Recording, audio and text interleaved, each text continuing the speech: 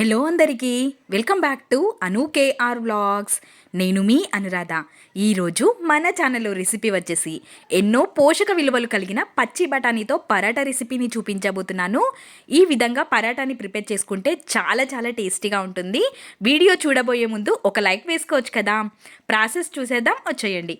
ఒక కుక్కర్లోకి 1 కప్పు వరకు పచ్చి బఠానీని తీసుకుంటున్నాను.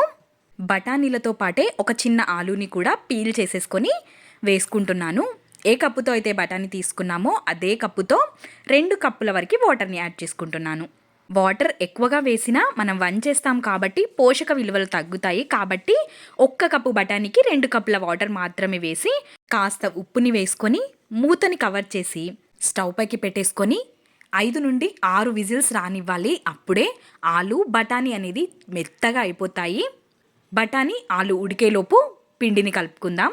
మిక్సింగ్ బౌల్లోకి 1 కప్పు వరకు మైదా, 1/2 టేబుల్ స్పూన్ వరకు సాల్ట్ని వేసుకొని ముందుగా మొత్తాన్ని మిక్స్ చేసేసుకొని కొద్దిగా వాటర్ని వేసుకుంటూ పిండిని కొంచెం సాఫ్ట్గానే కలుపుకొని తీసుకోవాలి.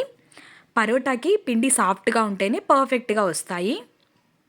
ఈ విధంగా కలిపేసుకొని మూతని కవర్ చేసి కొద్దిసేపటి వరకు పక్కన ఉంచుకోవాలి. ఒక మిక్సీ జార్ని తీసుకొని ఇందులోకి 1 ఇంచు వరకు అల్లం ముక్క, 4-5 వెల్లుల్లి రెబ్బలు, 3 పచ్చిమిర్చిని చుంచుకొని వేసుకుంటున్నాను. కాస్తంత పుదీనాని కూడా వేసేసి మెత్తగా మిక్సీ పట్టేసుకొని తీసుకోవడమే. పుదీనా వేస్తాం కాబట్టి రుచి చాలా బాగుంటుంది.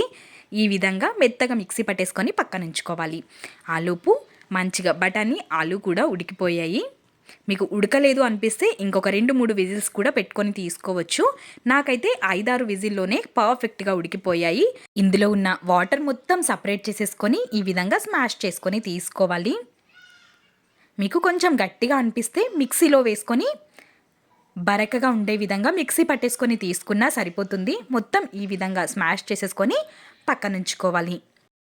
మందపాటి కడాయిని స్టవ్ పైకి పెట్టేసుకొని ఒక 2 టేబుల్ స్పూన్ల వరకు ఆయిల్ వేసుకోవాలి. ఆయిల్ మంచిగా వేడిగా అయిన తర్వాత ఇందులోకి ఒక 1/2 టేబుల్ స్పూన్ వరకు జీలకర్ర ఆవాల్ని వేస్తున్నాను.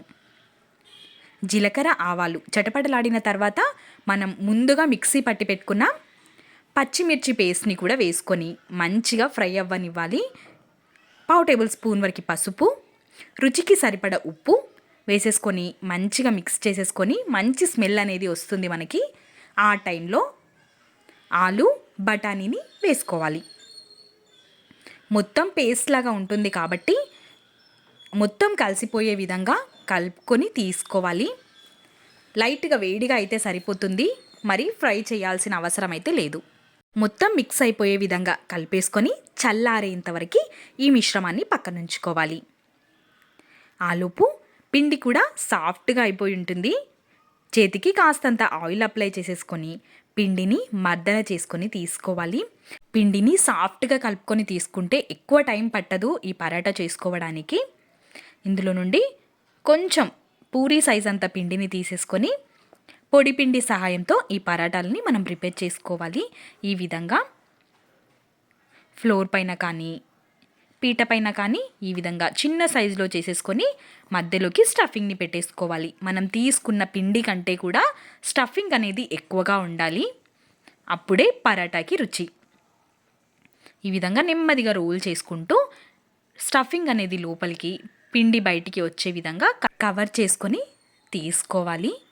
ఈ విధంగా వచ్చిన ఎక్స్ట్రా పిండిని అక్కడే మలిచి ఫ్లోర్ పైకి ఇంకా కాస్త మైదా పిండిని వేసేసి చేత్తో కానీ లేదంటే చపాతీ కర్రతో కానీ ఈ విధంగా నెమ్మదిగా చేసుకొని తీసుకోవాలి.